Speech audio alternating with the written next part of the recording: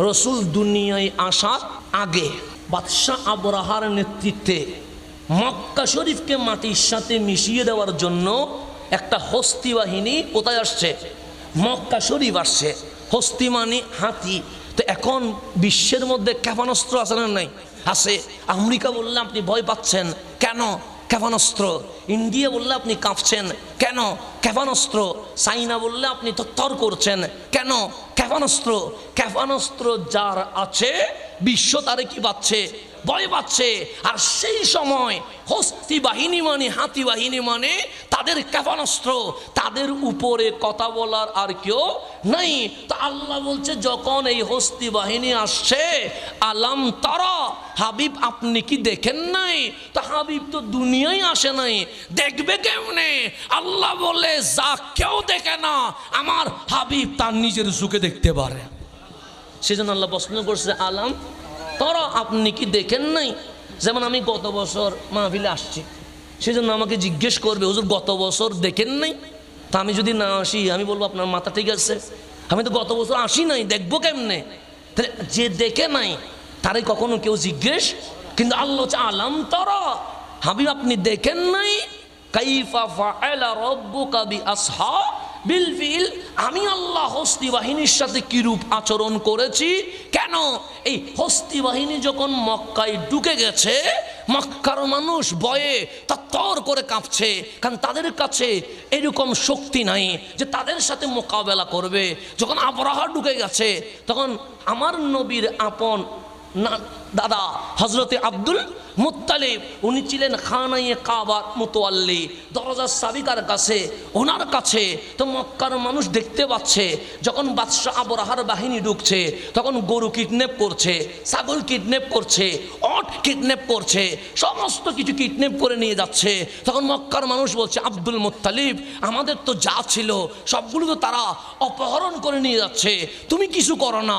তো আমার নবীর যিনি দাদা আব্দুল মুত্তালিব, উনি তো আওলাদে নবী না, কারণ নসল তো কার?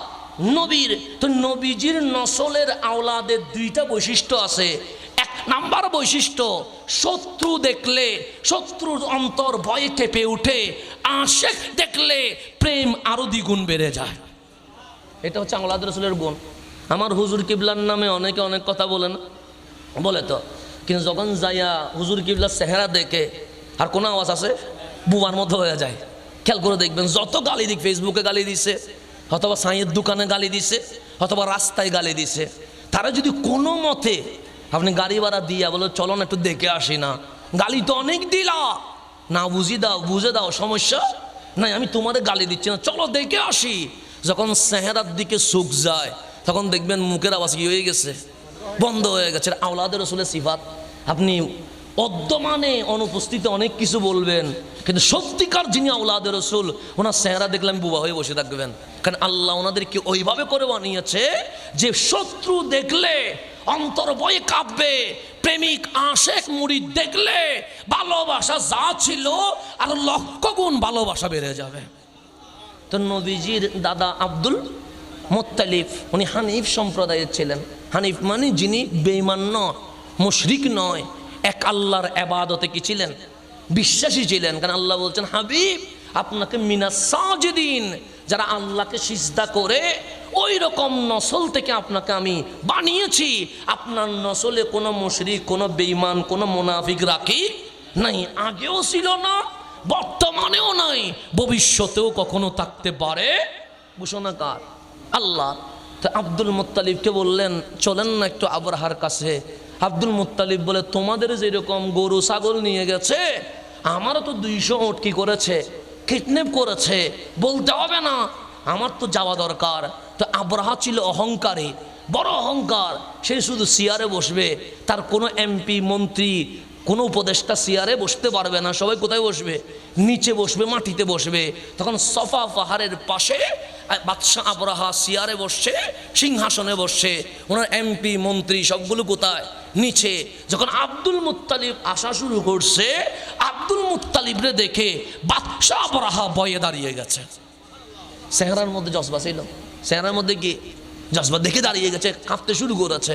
আবরাহা বললেন একটা চেয়ার নিয়ে আসো আমার পাশে। যেন উনি চেয়ারে বসে। কেউ যার পাশে কখনো চেয়ারে বসতে পারে নাই, উনি নবীর দাদাকে দেখে ভয়ে বলছে এটা কি নিয়ে আসো, চেয়ার নিয়ে আসো, আমার পাশে উনি বসবে। যখন চেয়ারে বসলেন, আপনি কে? আমি আব্দুল মুত্তালিব। কি করেন? আমি খানায়ে কাবার মুতাওয়াল্লি। যুদ্ধ করবেন? যুদ্ধ করতে আসি নাই। কেন আসছেন? আপনি মক্কার মানুষের গরু ছাগল ওট কিডন্যাপ করেছেন, সেখানে আমার 200 ওট আছে, সবার গরু ছাগল ওট দিয়ে দেন, আমার ওটগুলো আমারে দিয়ে দেন। তখন বাদশাহ আবরাহা বলছে আমি তো ভয় পেয়ে গেছিলাম, মনে করছি আপনি যুদ্ধ করবেন। আরে আপনি যুদ্ধ করতে আসেন নাই। সে না, আমার ওট আমারে দিয়ে দেন। সে কাবার রক্ষার জন্য মাঠে নামবেন না? সে নামবো না। কেন? সে ওটের মালিক আমি, সেজন্য বলছি ওট আমারে দিয়ে দেন। কাবার মালিক আমি নই, কাবার মালিক আল্লাহ, যার ঘর তিনি হেফাজত করবে। এখানে আমার কিছু বলার দরকার। আপনার ঘরে সুর আসলে কি আগে ফাঁসের মানুষ চিল্লাবে না আপনাকে চিল্লাইতে হবে? তা আমাকে চিল্লাইতে হবে যে আমার ঘরে কি আসছে। তো আল্লাহর ঘরে আবরাহা আসছে, ঘরের মালিককে আল্লাহ বলছে ইন্না আউওয়ালা বাইত উদিয়া লিন্নাস লাল্লাযী বিবাক্কা। যখন দুনিয়ায় কোনো ঘর বাড়ি বিল্ডিং ফ্যাক্টরি কিছুই নাই, তখন আমি আল্লাহ মক্কার মধ্যে আমার ঘর খানায়ে কাবা নিজেই বানিয়ে দিয়ে দিয়েছি। তা ঘরের মালিককে?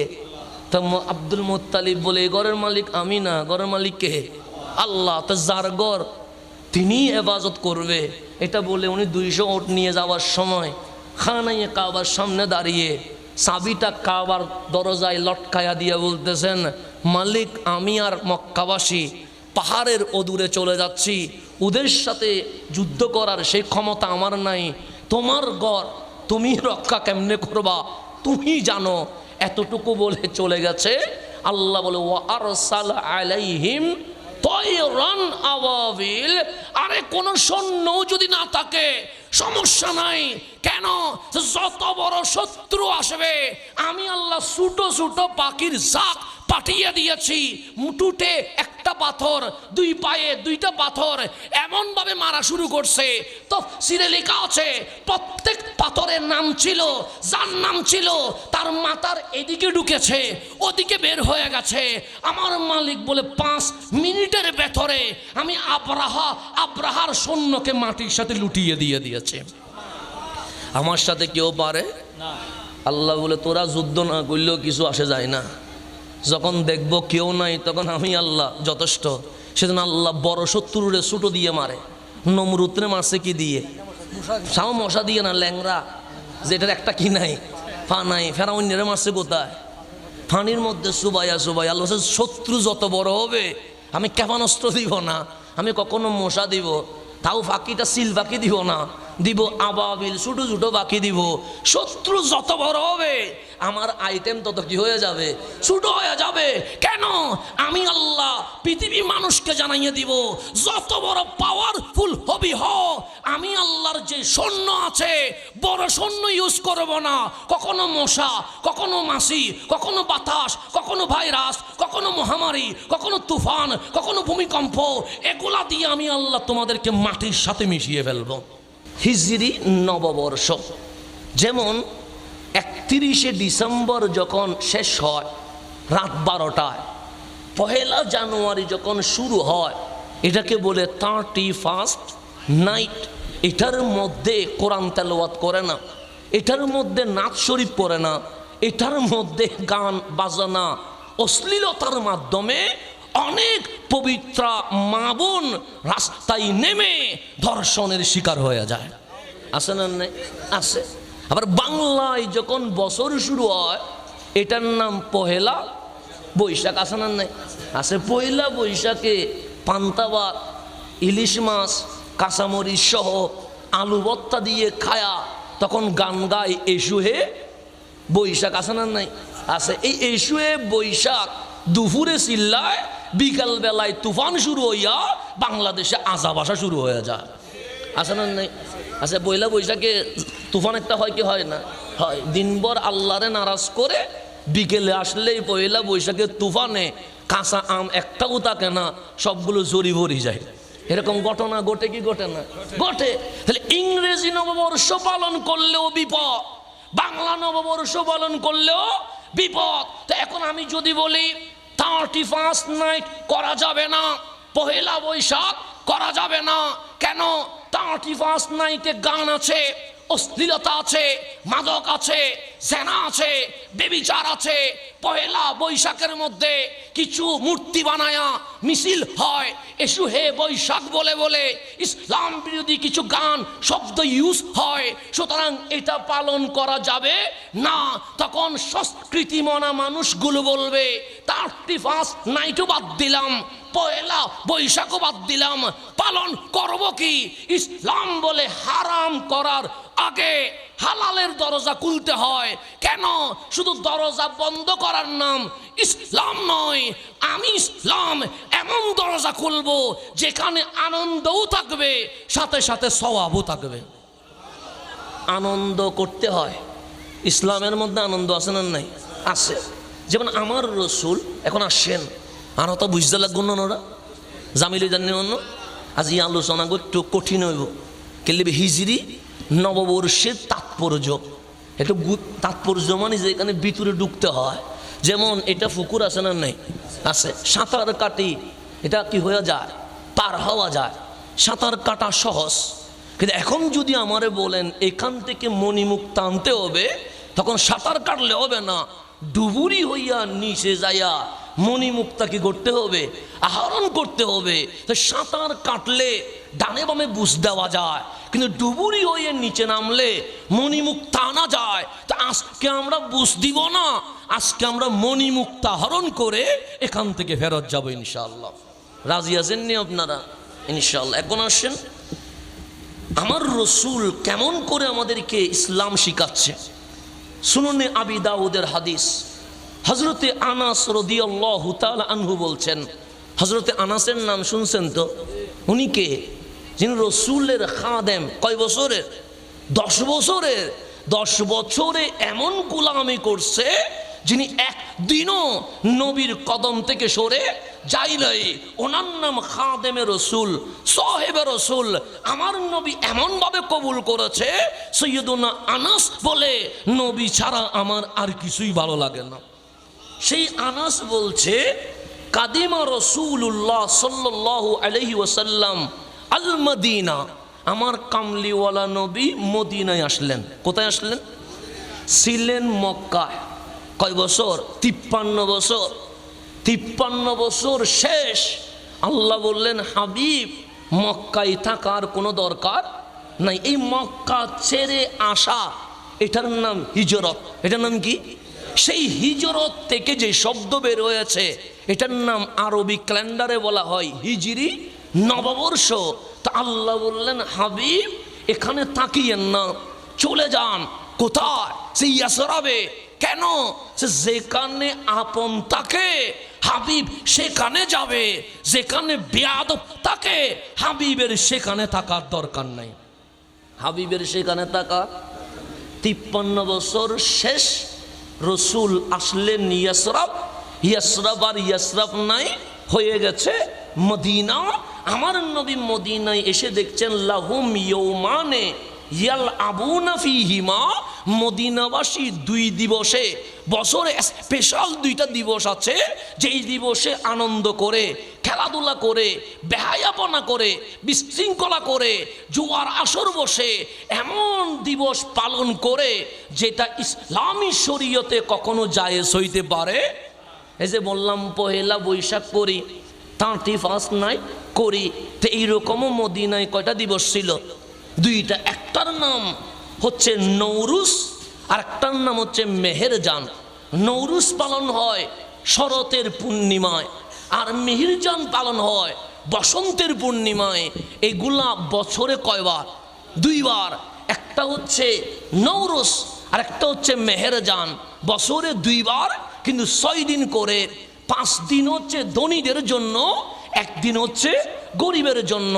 তা আমার রসুল এসে দেখলেন মদিনার মানুষ খেলাধুলায় ব্যস্ত, মদিনার মানুষ আনন্দ উৎসবে ব্যস্ত, মদিনার মানুষ শরীয়ত বিরোধী কাজে ব্যস্ত, মদিনার মানুষ উলঙ্গপনায় বেহায়াপনায় কি হয়ে গেছে, ব্যস্ত হয়ে গেছে।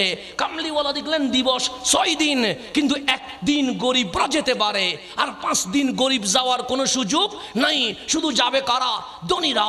আমার কামলিওয়ালার নবীর মন কেঁপে উঠেছে। কেন? আমার রসুল বলেন, আমি তো নামাজ নিয়ে এসেছি, যেখানে আবু বকর দাঁড়াবে সেখানে বেলালও দাঁড়াবে, যেখানে ওমর দাঁড়াবে সেখানে মদিনার গরিব সাহাবীও দাঁড়াবে। দুনিয়ার গরিবের মাঝে কখনো বৈষম্য থাকতে পারে না। আজকে সোনার বাংলাদেশে বলা হয় বৈষম্য মুক্ত বাংলাদেশ চায়, মুখে বলে বৈষম্য আর মাজার ভেঙ্গে জানা করে রইসুদ্দিনের মতো ইমামকে হত্যা করে তারা প্রমাণ করেছে মুখে বৈষম্য মুক্ত, কাজে তারা বৈষম্যের সাথে জড়িত আছে। আছে না? নাই আছে। বৈষম্য মুক্ত মানে কি? মাজার ঠিক থাকবে, এটার নাম বৈষম্য। বৈষম্য মুক্ত মানে কি? ইমামের মসজিদে ইমাম হেফাজতে থাকবে, এটার নাম বৈষম্য মুক্ত। বৈষম্য মুক্ত মানে কি? ঈদে মিলাদুন নবীর জুলুস কি থাকবে? ঠিক থাকবে, এটাই বৈষম্য মুক্ত। কিন্তু মুখে বলে বৈষম্য মুক্ত, কাজে পাওয়া যায় বৈষম্য ছাড়া আর কিছুই নাই। নিজের দলের নেতা জেনা করলে তখন উড়ে বাঁচানোর জন্য বলে নবীরাও এই সব কাজে জড়িত ছিল, সাহাবীরাও অন্যের বউয়ের দিকে তাকাইতো, বউ ভালো লাগলে অন্য সাহাবীরে বলতো তোমার বউ আমাকে দিয়ে দাও। এরকম জঘন্য বিয়াদবি ইসলামী দলের ব্যানারে নিয়ে নবী সাহাবীদের বিরুদ্ধে বিয়াদবি করা হচ্ছে। তাহলে বৈষম্য বাংলাদেশে আছে না? নাই আছে। তারা বিয়াদবি করে বাঁচানোর জন্য নবীর শানে বিয়াদবি করে, সাহাবায়ে কেরামের শানে বিয়াদবি করে, আর অন্যের বেলায় দোষ না করলেও তাকে মব সন্ত্রাসী করে হত্যা করা হয়। এই বাংলাদেশে আছে না? নাই আছে। তাহলে মুখে বলে বৈষম্য মুক্ত, কাজের মধ্যে বৈষম্য ছাড়া আর কিছুই। আর আমার রসুল মদিনায় এসে দেখলেন মদিনার মানুষ দিবস পালন করে, কিন্তু গরিব একদিন পায়, ধনী পায় 5 দিন। সিস্টেমের মধ্যে কোনো ইসলামিক কোনো সিস্টেম নাই, উলঙ্গপনা, খেলাধুলা।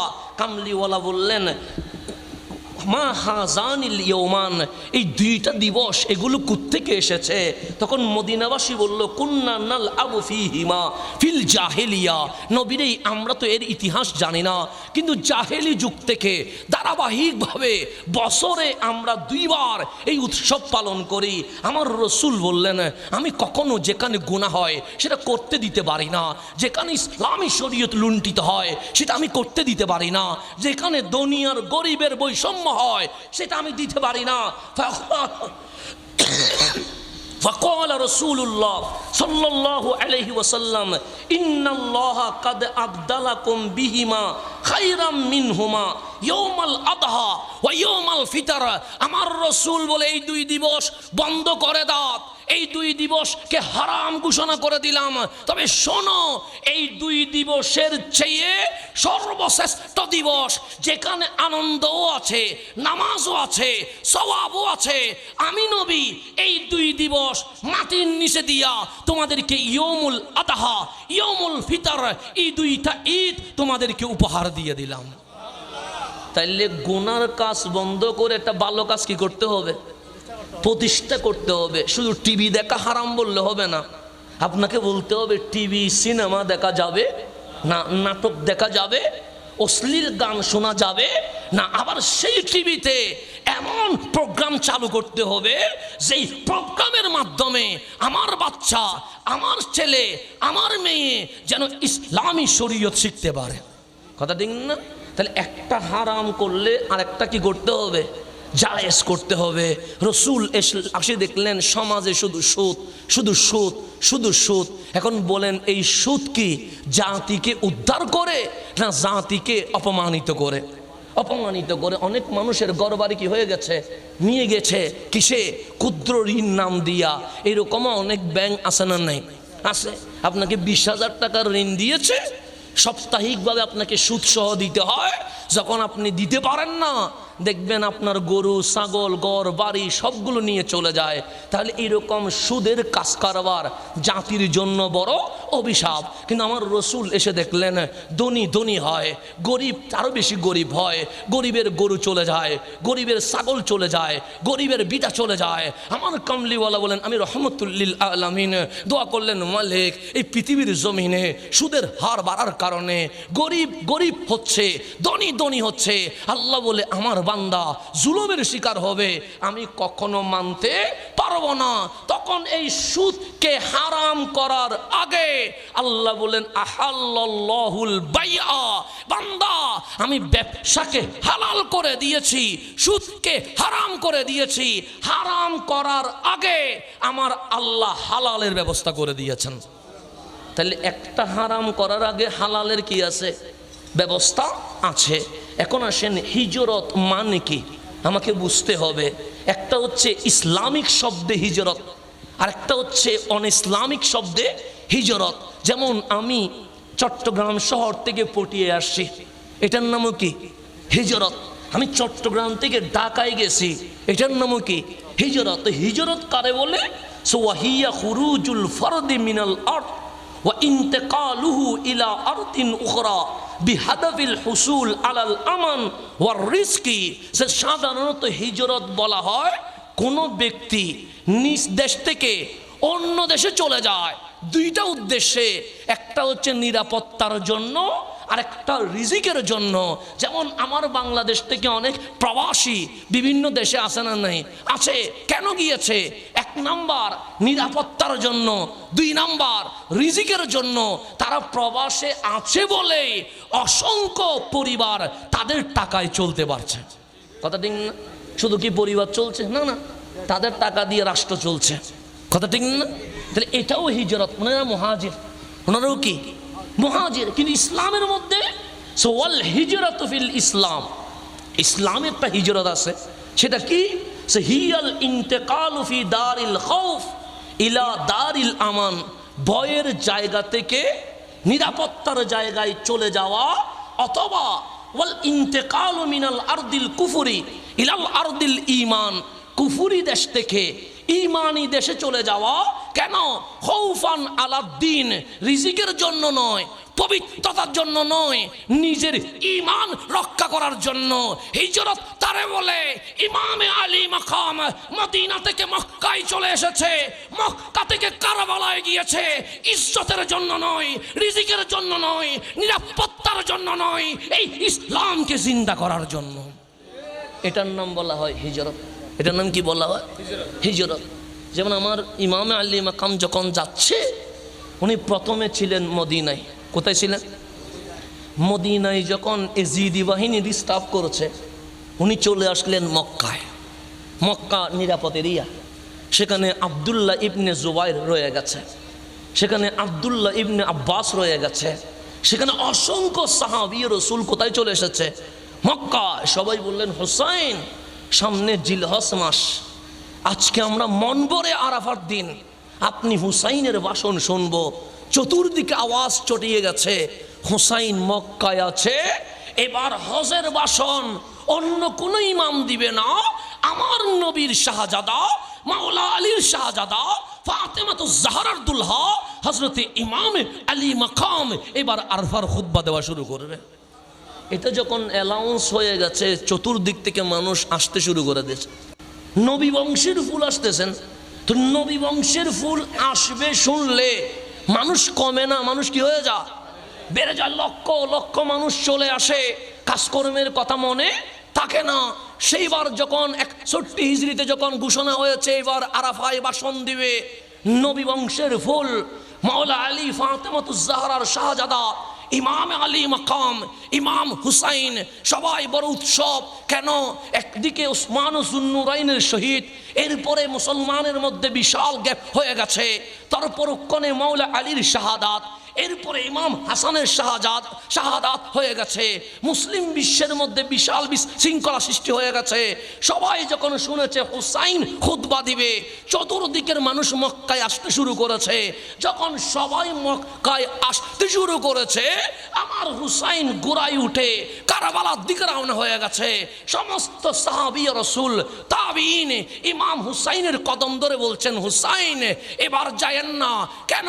সে সবাই মক্কায় আসছে তাওয়াফ করার জন্য, আপনার ভাষণ শোনার জন্য।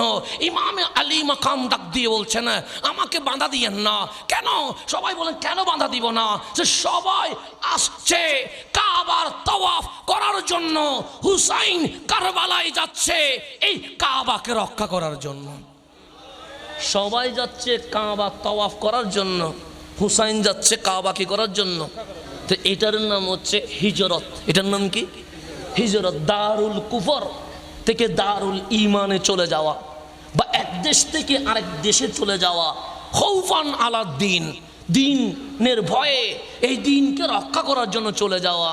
যখন হিজরত, এটা ইসলামের মধ্যে বড় দিন, ইসলামের মধ্যে বড় গুরুত্বপূর্ণ। কারণ এই হিজরতের উপরে ইসলাম কি হয়ে আছে? দাঁড়িয়ে আছে। এখন মুসলমানরা বছর গণনা করে, মুসলমানরা যুগ গণনা করে, মুসলমানরা তারিখ গণনা করে। মুহররম দিয়ে শুরু, জিলহজ দিয়ে শেষ। এখন এই মুহররম দিয়ে শুরু দিয়ে জিলহজ দিয়ে শেষ দিয়ে এটাকে একটা ঘটনার সাথে লাগিয়ে দিয়েছে। এটা হচ্ছে রহমতুল্লিল আলামিনের হিজরত। হিজরত এত গুরুত্বপূর্ণ কেন? রসুল দুনিয়ায় আসলেন, আল্লাহ বললেন ওয়াল ফাজরি। ফজর মানে আমাদের সকালবেলা যেটা ফজরের নামাজ পড়ি। এখন জোহরের নামাজ আছে না নাই? আছে। কোরআনের মধ্যে ওয়াজ জোহরে নাই। মাগরিবের নামাজ আছে না নাই? আছে। কোরআনের মধ্যে ওয়াল মাগরিবে নাই। এশারের নামাজ আছে না নাই? আছে। কোরআনের মধ্যে ওয়াল এশায়ে নাই। মালিক ওয়াল এশায়ে বলবা না, আল্লাহ বলে বলবো না। ওয়াল মাগরিবে বলবা না, আল্লাহ বলে বলবো না। ওয়াজ জোহরে বলবা না, আল্লাহ বলে বলবো না। তো মালিক ওয়াল ফজরে কেন বললা? আল্লাহ বলে বারবার বলবো ওয়াল ফজরি। কেন? ওই ফজরের সুবহে সাদিকে মা আমেনার ঘরে দয়াল নবী এসে দুনিয়াকে আলোকিত করে দিয়েছে। এটার নাম মিলাদুন নবী। এটার নাম কি নবী? রসুল আসছে, এটার নাম মিলাদ। মিলাদের মাধ্যমে দুনিয়া কি হয়ে গেছে?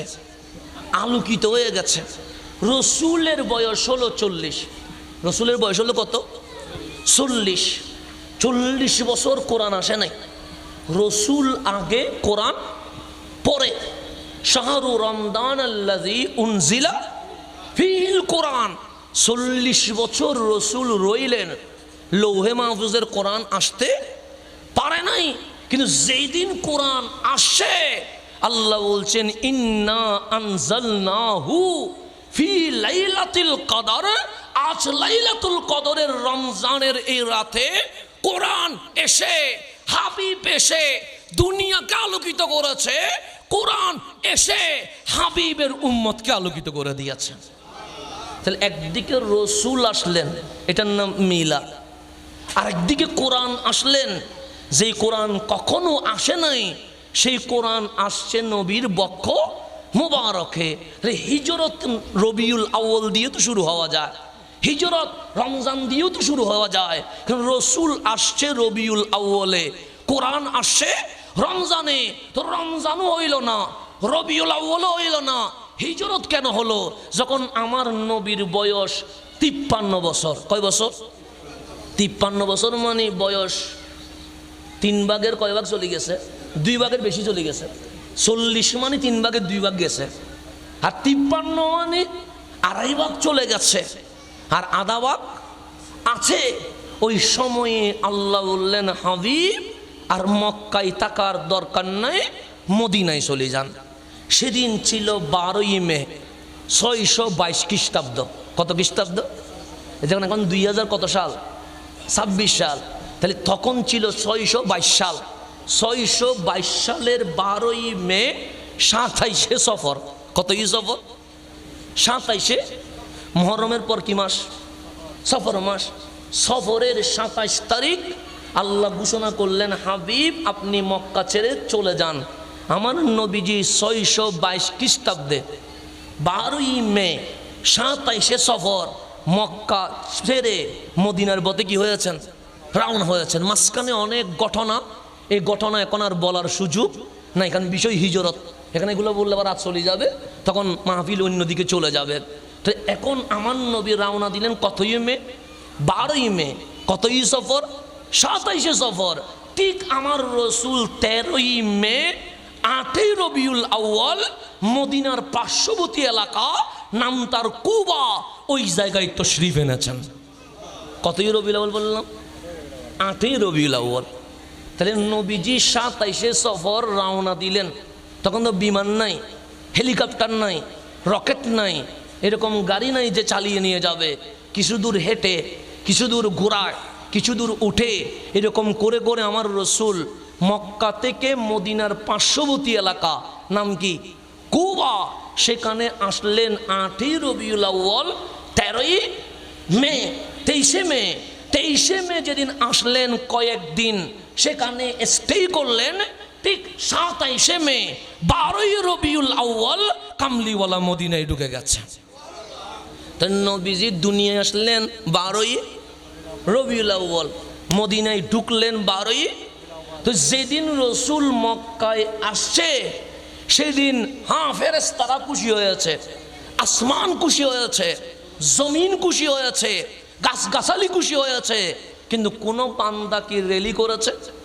করে নাই। তো সেদিন কোনো রেলি আছে নাই, মক্কায় কোনো রেলি নাই, মক্কায় কোনো জুলুস নাই, মক্কায় কোনো আনন্দ নাই। কিন্তু 53 বছর বয়সে কামলিওয়ালা নবী মক্কা ছেড়ে 12ই রবিউল আউয়াল যখন মদিনায় আসছে, সেদিন তালা আল বাদরু আলাইনা বলে নবী পেয়ে জশ্নে জুলুস শুরু হয়ে গেছে। তো নবী পেয়ে 12ই রবিউল আউয়াল মক্কায় সমগ্র সৃষ্টিকুল আনন্দ করেছে, কিন্তু বান্দা কি করে নাই? আনন্দ করে নাই। কিন্তু এই 53 বছর বয়সে রসুল যখন মদিনায় আসলেন, সেদিন তালা আল বাদরু আলাইনা বলে সবাই উৎসব করেছে। তাহলে রবিউল আউয়াল দিয়ে শুরু হয় নাই, রমজান দিয়ে শুরু হয় নাই, হিজরত দিয়ে শুরু হইলেন কেন? রসুল এসে দুনিয়া আলোকিত করেছে, কোরআন এসে মুসলমান আলোকিত করেছে। আর আমার কামলিওয়ালা মক্কা ছেড়ে যখন মদিনায় এসেছে, সেদিন ইসলামের বিজয়ের পতাকা আলোকিত হয়ে গেছে। তাহলে হিজরতের মাধ্যমে ইসলামের বিজয়ের সূচনা কি হয়েছে? শুরু হয়েছে। এই হিজরতকে মক্কার মধ্যে সিস্টেম ছিল, বিভিন্ন গুরুত্বপূর্ণ সালকে তারা কি করতেন? স্মরণ করতেন। যেমন যখন হিজরি নববর্ষ ছিল না, তখন নাম ছিল আমুল ফিল। হস্তি বাহিনী খানায়ে কাবায় যে হামলা করেছে, আলাম তারা কাইফা ফাআলা রাব্বুকা বিআসহাবিল ফিল, সূরা ফিল কোরআন আছে না নাই? আছে। রসুল দুনিয়ায় আসার কয় মাস আগে? 53 দিন হবে মনে হয় নাকি? 60 দিন আর কি ধরেন না, এটা 60 দিন বলছে, কোথাও কতদিন বলছে? 53 দিন বলছে, কোথাও 6 মাস বলছে। যেটাই বলেন, রসুল দুনিয়ায় আসার আগে বাদশাহ আবরাহার নেতৃত্বে মক্কা শরীফকে মাটির সাথে মিশিয়ে দেওয়ার জন্য একটা হস্তি বাহিনী কোথায় আসছে? মক্কা শরীফ আসছে। হস্তি মানে হাতি। তো এখন বিশ্বের মধ্যে ক্ষেপণাস্ত্র আছে না নাই? আছে। আমেরিকা বললে আপনি ভয় পাচ্ছেন কেন? ক্ষেপণাস্ত্র। ইন্ডিয়া বললে আপনি কাঁপছেন কেন? ক্ষেপণাস্ত্র। চাইনা বললে আপনি তত্তর করছেন কেন? ক্ষেপণাস্ত্র। ক্ষেপণাস্ত্র যার আছে, বিশ্ব তারে কি পাচ্ছে? ভয় পাচ্ছে। আর সেই সময় হস্তি বাহিনী মানে, হাতি বাহিনী মানে তাদের ক্ষেপণাস্ত্র, তাদের উপরে কথা বলার আর কেউ নাই। তা আল্লাহ বলছে, যখন এই হস্তি বাহিনী আসছে, আলাম তারা, হাবিব আপনি কি দেখেন নাই? তা হাবিব তো দুনিয়ায় আসে নাই, দেখবে কেমনে? আল্লাহ বলে, যা কেউ দেখে না আমার হাবিব তার নিজের চোখে দেখতে পারে। সেজন্য আল্লাহ প্রশ্ন করছে, আলাম তারা, আপনি কি দেখেন নাই? যেমন আমি গত বছর মাহফিলে আসছি, সেজন্য আমাকে জিজ্ঞেস করবে, হুজুর গত বছর দেখেন নাই? তা আমি যদি না আসি, আমি বলবো আপনার মাথা ঠিক আছে, আমি তো গত বছর আসি নাই, দেখবো কেমনে? তাহলে যে দেখে নাই তারে কখনো কেউ জিজ্ঞেস? কিন্তু আল্লাহ আলাম তারা, হাবিব আপনি দেখেন নাই? কাইফা ফাআলা রাব্বুকা বিআসহাবিল বিলফিল, আমি আল্লাহ হস্তি বাহিনীর সাথে কিরূপ আচরণ করেছি। কেন? এই হস্তি বাহিনী যখন মক্কায় ঢুকে গেছে, মক্কার মানুষ ভয়ে তর করে কাঁপছে, কারণ তাদের কাছে এরকম শক্তি নাই যে তাদের সাথে মোকাবেলা করবে। যখন আবরাহা ঢুকে গেছে, তখন আমার নবীর আপন না দাদা হজরতে আব্দুল মুত্তালিব, উনি ছিলেন খানায়ে কাবার মুতওয়াল্লি, দরজার চাবিকার কাছে, ওনার কাছে। তো মক্কার মানুষ দেখতে পাচ্ছে যখন বাদশাহ আবরাহার বাহিনী ঢুকছে, তখন গরু কিডন্যাপ করছে, ছাগল কিডন্যাপ করছে, ওট কিডন্যাপ করছে, সমস্ত কিছু কিডন্যাপ করে নিয়ে যাচ্ছে। তখন মক্কার মানুষ বলছে, আব্দুল মুত্তালিব, আমাদের তো যা ছিল সবগুলো তো তারা অপহরণ করে নিয়ে যাচ্ছে, তুমি কিছু করো না। তো আমার নবীর যিনি দাদা আব্দুল মুত্তালিব, উনি তো আওলাদে নবী না, কারণ নসল তো কার? নবীর। তো নবীজির নসলের আওলাদের দুইটা বৈশিষ্ট্য আছে। এক নাম্বার বৈশিষ্ট্য, শত্রু দেখলে শত্রুর অন্তর ভয়ে কেঁপে উঠে, আশেক দেখলে প্রেম আরো দ্বিগুণ বেড়ে যায়। এটা হচ্ছে আওলাদ রসুলের গুণ। আমার হুজুর কিবলার নামে অনেকে অনেক কথা বলে না, বলে তো, কিন্তু যখন যাইয়া হুজুর কিবলার চেহারা দেখে আর কোনো আওয়াজ আছে, বুবার মতো হয়ে যায়। খেয়াল করে দেখবেন, যত গালি দিক, ফেসবুকে গালি দিছে, অথবা সাঁয়ের দোকানে গালি দিছে, অথবা রাস্তায় গালি দিছে, তারা যদি কোনো মতে আপনি গাড়ি ভাড়া দিয়া বলে চলো না একটু দেখে আসি না, গালি তো অনেক দিলা, না বুঝে দাও সমস্যা নাই, আমি তোমারে গালি দিচ্ছি না, চলো দেখে আসি। যখন চেহারার দিকে চোখ যায়, তখন দেখবেন মুখের আওয়াজ কি হয়ে গেছে, বন্ধ হয়ে গেছে। আওলাদের রসুলের সিফাত। আপনি অদ্যমানে অনুপস্থিতি অনেক কিছু বলবেন, কিন্তু সত্যিকার যিনি আওলাদের রসুল, ওনার চেহারা দেখলে আমি বুবা হয়ে বসে থাকবেন। কারণ আল্লাহ ওনাদেরকে ওইভাবে করে বানিয়েছে যে শত্রু দেখলে অন্তর ভয়ে কাঁপবে, প্রেমিক আশেক মুরিদ দেখলে ভালোবাসা যা ছিল আর লক্ষ গুণ ভালোবাসা বেড়ে যাবে। তো নবীজির দাদা আব্দুল মুত্তালিব, উনি হানিফ সম্প্রদায়ের ছিলেন। হানিফ মানে যিনি বেঈমান নয়, মুশরিক নয়, এক আল্লাহর ইবাদতে কি ছিলেন? বিশ্বাসী ছিলেন। কারণ আল্লাহ বলছেন, হাবিব আপনাকে মিনাস সাজিদিন, যারা আল্লাহকে সিজদা করে ওই রকম নসল থেকে আপনাকে আমি বানিয়েছি। আপনার নসলে কোনো মুশরিক, কোনো বেঈমান, কোনো মুনাফিক রাখি নাই, আগেও ছিল না, বর্তমানেও নাই, ভবিষ্যতেও কখনো থাকতে পারে। ঘোষণা কার? আল্লাহ। তো আব্দুল মুত্তালিবকে বললেন, চলেন না একটু আবরাহার কাছে। আব্দুল মুত্তালিব বলে, তোমাদের যেরকম গরু ছাগল নিয়ে গেছে, আমারও তো 200 ওট কি করেছে, কিডন্যাপ করেছে, বলতে হবে না, আমার তো যাওয়া দরকার। তো আবরাহা ছিল অহংকারী, বড় অহংকার, সে শুধু চেয়ারে বসবে, তার কোনো এমপি মন্ত্রী কোনো উপদেষ্টা চেয়ারে বসতে পারবে না, সবাই কোথায় বসবে? নিচে বসবে, মাটিতে বসবে। তখন সফা পাহাড়ের পাশে বাদশাহ আবরাহা চেয়ারে বসছে, সিংহাসনে বসছে, ওনার এমপি মন্ত্রী সবগুলো কোথায়? নিচে। যখন আব্দুল মুত্তালিব আসা শুরু করছে, আব্দুল মুত্তালিবরে দেখে বাদশাহ আবরাহা ভয়ে দাঁড়িয়ে গেছে। চেহারার মধ্যে জজবা ছিল, চেহারার মধ্যে কি জজবা, দেখে দাঁড়িয়ে গেছে, কাঁপতে শুরু করেছে। আবরাহা বললেন, একটা চেয়ার নিয়ে আসো আমার পাশে, যেন উনি চেয়ারে বসে। কেউ যার পাশে কখনো চেয়ারে বসতে পারে নাই, উনি নবীর দাদাকে দেখে ভয়ে বলছে, এটা কি নিয়ে আসো, চেয়ার নিয়ে আসো আমার পাশে, উনি বসবে। যখন চেয়ারে বসলেন, আপনি কে? আমি আব্দুল মুত্তালিব। কি করেন? আমি খানায়ে কাবার মুতওয়াল্লি। যুদ্ধ করবেন? যুদ্ধ করতে আসি নাই। কেন আসছেন? আপনি মক্কার মানুষের গরু ছাগল ওট কিডন্যাপ করেছেন, সেখানে আমার 200 ওট আছে, সবার গরু ছাগল ওট দিয়ে দেন, আমার ওটগুলো আমারে দিয়ে দেন। তখন বাদশাহ আবরাহা বলছে, আমি তো ভয় পেয়ে গেছিলাম, মনে করছি আপনি যুদ্ধ করবেন। আরে আপনি যুদ্ধ করতে আসেন নাই। সে না, আমার ওট আমারে দিয়ে দেন। সে কাবার হক্কার জন্য মাঠে নামবেন না, সে নামবো না। কেন? সে ওটের মালিক আমি, সেজন্য বলছি ওট আমারে দিয়ে দেন। কাবার মালিক আমি নই, কাবার মালিক আল্লাহ, যার ঘর তিনি হেফাজত করবে। এখানে আমার কিছু বলার দরকার। আপনার ঘরে সুর আসলে কি আগে ফাঁসের মানুষ চিল্লাবে না আপনাকে চিল্লাইতে হবে? তো আমাকে চিল্লাইতে হবে যে আমার ঘরে কি আসছে। তো আল্লাহর ঘরে আবরাহা আসছে, ঘরের মালিককে আল্লাহ বলছে, ইন্না আউওয়ালা বাইত উদিয়া লিন্নাস লাল্লাযী বিবাক্কা। যখন দুনিয়ায় কোনো ঘর বাড়ি বিল্ডিং ফ্যাক্টরি কিছুই নাই, তখন আমি আল্লাহ মক্কার মধ্যে আমার ঘর খানায়ে কাবা নিজেই বানিয়ে দিয়েছে। তা ঘরের মালিককে? তা আব্দুল মুত্তালিব বলে ঘরের মালিক আমি না, ঘরের মালিক কে?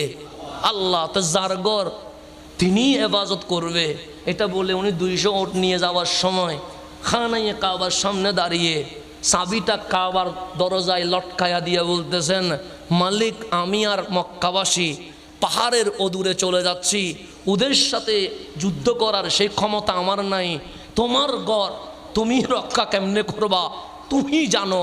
এতটুকু বলে চলে গেছে।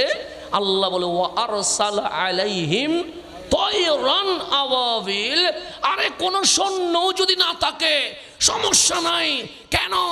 যত বড় শত্রু আসবে আমি আল্লাহ ছোট ছোট পাখির জাক পাঠিয়ে দিয়েছি। মুটুটে একটা পাথর, 2 পায়ে 2টা পাথর এমন ভাবে মারা শুরু করছে, তাফসীরে লেখা আছে প্রত্যেক পাথরের নাম ছিল, যার নাম ছিল তার মাথার এদিকে ঢুকেছে ওদিকে বের হয়ে গেছে। আমার মালিক বলে 5 মিনিটের ভেতরে আমি আব্রাহার সৈন্যকে মাটির সাথে লুটিয়ে দিয়েছে। আমার সাথে কেউ পারে?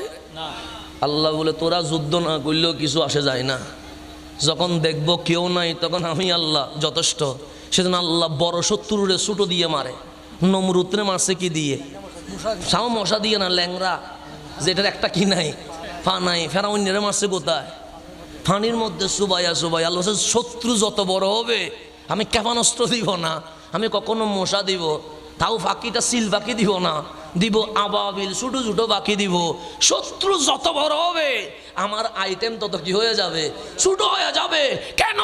আমি আল্লাহ পৃথিবী মানুষকে জানাইয়ে দিব যত বড় পাওয়ারফুল হবি হ, আমি আল্লাহর যে সৈন্য আছে বড় সৈন্য ইউজ করব না। কখনো মশা, কখনো মাছি, কখনো বাতাস, কখনো ভাইরাস, কখনো মহামারী, কখনো তুফান, কখনো ভূমিকম্প, এগুলা দিয়ে আমি আল্লাহ তোমাদেরকে মাটির সাথে মিশিয়ে ফেলবো। আল্লাহর সাথে পারবেন নি? আল্লাহ বলে শুধু মশা দিয়ে নমরুদের আমি কি করি ফেলছি, পাগল বানাই ফেলছি, তোরে কি করবো আমি। সমাধান যত বড় হবে আইটেম হবে তত কি ছোট। এই সেদিন মক্কাবাসী নাম দিছে আমুল ফিল, হস্তি বাহিনীর ঘটনা।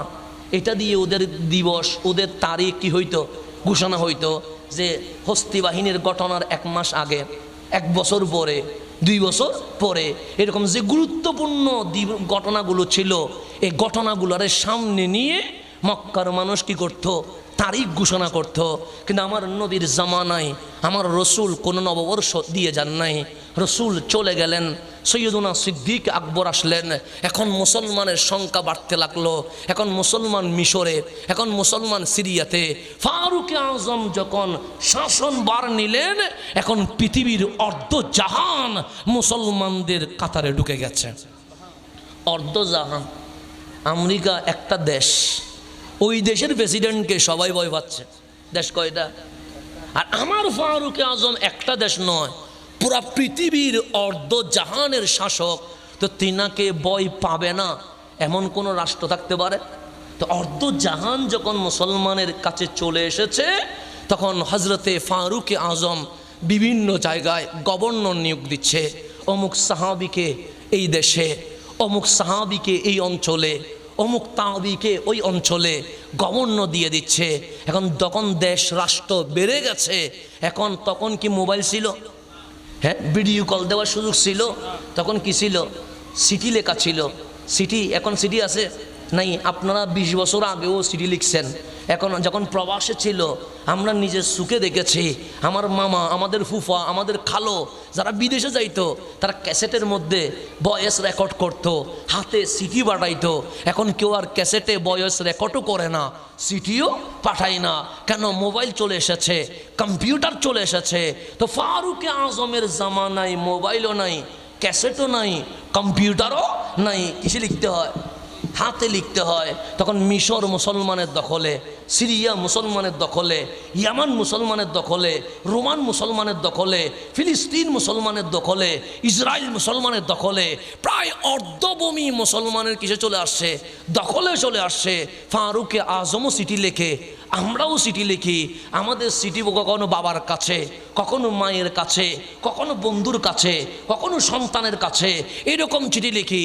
কিন্তু যখন মিশর মুসলমানের দখলে চলে আসছে, গভর্নর এসে দেখলেন নীল নদের পানি কমে যাচ্ছে, তখন মিশরের মানুষ বললেন, হাই গভর্নর, হে আমির আমাদের, দেখেন নীল নদের পানি কিন্তু শুকিয়ে যাচ্ছে। তখন ওই গভর্নর ডাক দিয়ে বলেন, কি করার আছে, সেটা মরুভূমির রাষ্ট্র, এখানে মাটির নিচে পানি পাওয়া যায়। বাংলাদেশে মাটির নিচে পানি পাওয়া যায় কি যায় না? যায়। আপনাদের এখানে তো পুকুরও রয়ে গেছে, আপনি বলছেন মাটির নিচে কোথায়? আমাদের তো মাটির উপরেও কি পাওয়া যায়, পানি পাওয়া যায়, আল্লাহর নিয়ামত। এমনও রাষ্ট্র আছে যেখানে 100 হাত 200 হাত ভিতরে গেলেও পানি পাওয়া। তার মধ্যে একটা হচ্ছে মিশর, শুধু একটা নদীর পানি দিয়ে চলে, ওই নদীর নাম নাহরে নাইল, যাকে আমরা নীল নদী বলি, যেটা নিয়ে আপনি আমি অনেক গান গিয়েছি। আমার রসুল বলছে ওই নীল নদ জান্নাত থেকে এসেছে। কোত্থেকে আসছে? জান্নাত থেকে আসছে। তো নীল নদের পানি বছরে একবার কি হয়ে যায়, শুকিয়ে যায়। এখন মিশরের মধ্যে তো আর নলকূপ দেওয়ার সুযোগ নাই, মেশিন বসানোর সুযোগ নাই, এখন পানি নাই। যখন মানুষ মারা যাবে কি করা যায়? একটা সুন্দরী রমণী নীল নদের মাঝখানে বলি দিলেই পানি কি হয়ে যায়, উঠে যায়। এখন গভর্নর আসি জামিলাই পড়ে গেছে, উনি ফারুক আজমের কাছে চিঠি দিয়েছেন, আই ওমর ইবনুল খাত্তাব, হাই আমিরুল মুমিনিন খলিফাতুল মুসলিমিন, আমি তো বড় বিপদে পড়ে গেছি। এমন রাষ্ট্রে পাঠাইলেন, নাম তার মিশর, নদী আছে একটা, নাম তার নীল নদ। এই নীল নদীর পানি দিয়ে তারা চলতে পারে, আর যা পানি আছে সাগরের সবগুলো লবণের, এগুলো পান করার কোনো সুযোগ নাই। এখন বছরে নীল নদ একবার শুকিয়ে যায়, নারী বলি দিতে হয়, ইসলামে বলি দেওয়ার কোনো বিধান নাই। এখন আমি কি করব? ফারুক আজম বলে, আমার পক্ষে মদিনার রাজধানী ছেড়ে মিশরে যাওয়া এখন সম্ভব নয়, তাহলে সমাধান কি হবে? ফারুক আজম চিঠি লিখতেছেন, ইয়া নাহরে নাইল, হে নীল নদ, আমার চিঠি বাবার কাছে, আমার চিঠি মায়ের কাছে। আর ফারুক আজম চিঠি দিচ্ছেন কাকে? নীল নদকে, যে নীল নদ শুনে রাখ, আমি ওমর ইবনুল খাত্তাব খলিফাতুল মুসলিমিন তোমাকে অর্ডার দিচ্ছি, যদি আল্লাহর হুকুমে প্রবাহিত হও, সিটি পাওয়া মাত্র পানি উঠে যাবা, আর যদি আল্লাহর হুকুমে না চলো, যেমন ইচ্ছা তেমন করো। ফারুক আজমের সিটি নীল নদের মাঝখানে দিতে দেরি, পানি যে উঠছে আজকে পর্যন্ত পানি আর কমে নাই। এটার নাম ফারুক আজম। তো উনি বিশ্বের বিভিন্ন গভর্নরদেরকে কি পাঠাচ্ছে? সিডি পাঠাচ্ছে। তো তখন তো সাল নাই, শতাব্দী নাই, বর্ষ নাই, জাস্ট লিখতেছেন শাবান মাস, মুহররম মাস, রবিউল আউয়াল মাস, সফর মাস। কোন সফর? গত বছরের না এই বছরের না সামনের বছরের, এটা কিছুই বোঝা যায় না। তখন হজরতে আবু মুসা আল আশআরি উনি হজরতে ফারুক আজমের কাছে চিঠি লিখতেছেন, আই ওমর ইবনুল খাত্তাব, আমি বড় মুসিবতে পড়ে গেছি। কেন?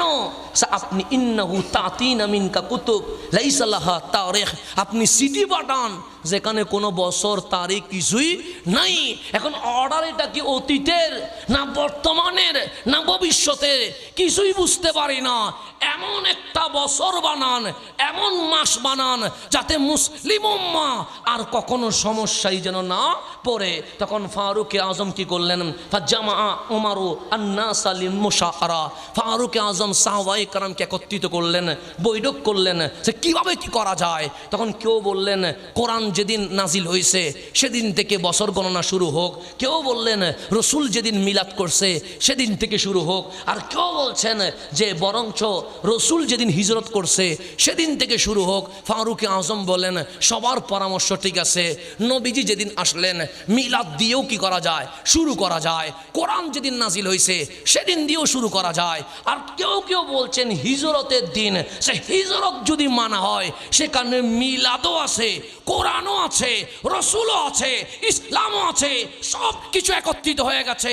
সুতরাং হিজরি নববর্ষ ইসলামিক ক্যালেন্ডার কোন খ্রিস্টান, ইহুদি, হিন্দু, বৌদ্ধ, নাস্তিকের হবে না। কামলিওয়ালা যেই বছর হিজরত করেছে এই হিজরতকে মূল ধরে ইসলামী বর্ষ শুরু হয়ে যাক। ফারুক আজম এমন একটা ঘটনাকে সামনে নিলেন, এটার নাম কি? হিজরত। কেন? সে হিজরতে মিলাদও আছে, হিজরত করছে 12ই রবিউল আউয়াল, তাহলে মিলাদও। নবী পেয়ে তালা আল বদরু আলাইনা বলে সাহাবীরা র্যালি করছে, জুলুসও আছে।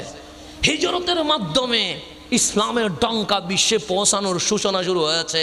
হিজরতের মাধ্যমে কোরআনও আছে, হিজরতের মাধ্যমে সমস্ত কিছু রয়ে গেছে। সেই কারণে ফারুকে আজম বলছে হিজরি নববর্ষ শুরু হবে কিসের মধ্য দিয়ে? হিজরতের মধ্য দিয়ে। তখন সবাই যখন এটার উপর আনলেন, এখন পরামর্শ হচ্ছে হিজরত দিয়ে তো বর্ষ শুরু, মাস কি দিয়ে শুরু হবে? কেউ বললেন জিলহজ দিয়ে শুরু করেন। কেন? আমরা তো জিলহজ মাসে কি করি? হজ করি। কেউ বললেন না না, সফর দিয়ে শুরু করেন। তখন ফারুকে আজম বললেন আপনারা পরামর্শ দেন। তখন মাওলা আলী এবং ওসমান জুন্নুরাইন দুইজন মিলে বললেন মুহররম দিয়ে শুরু করলেন। ফারুকে আজম বললেন আপনারা দয়াল নবীর বড় আপনজন, আপনারা বললেন মুহররম, একটু কেন ব্যাখ্যা করবেন? সে এই কারণে ব্যাখ্যা করব, সবাই একসাথে হইলাম হিজরত দিয়ে বর্ষ শুরু হবে।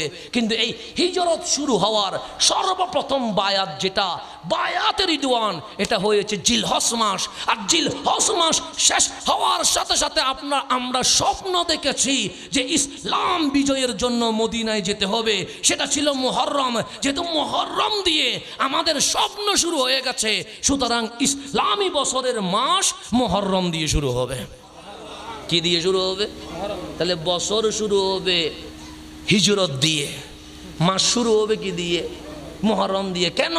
সে হিজরতের বায়াত হয়েছিল জিলহজ। জিলহজ শেষ হইয়া যে চাঁদ দেখছি, ওই চাঁদটা কি ছিল? মুহররম ছিল। সুতরাং আমাদের স্বপ্ন ছিল মুহররমের, সুতরাং বছর শুরু হবে কি দিয়া? মুহররম দিয়া। তো এটা বলার কারণে আল্লাহর সাথে, স্বপ্নের সাথে মিলে গেছে। কেন? আল্লাহ দুনিয়া শুরু করলেন মুহররম দিয়া, আল্লাহ দুনিয়া শেষ করবেন মুহররম দিয়া। সুতরাং ইসলামী বর্ষ শুরু হয়েছে কি দিয়া? হিজরত দিয়া। বর্ষ শুরু হয়েছে হিজরত দিয়া, মাস শুরু হয়েছে কি দিয়া? মুহররম দিয়ে। এখানে অনেক কথা আছে, সব কথা বলতে গেলে আপনি আমি রাত 3টা বেজে যাবে, কিন্তু মাহফিল থেকে চলে যাওয়ার কোনো সুযোগ নাই। তো আল্লাহ পাক কোরআনে বলছেন ইন্না ইদ্দাতাশ শুহুরি ইনদাল্লাহ ইসনা আশারা শাহরান ফি কিতাবিল্লাহ ইয়াউমা খালাকাস সামাওয়াতি ওয়াল আরদ।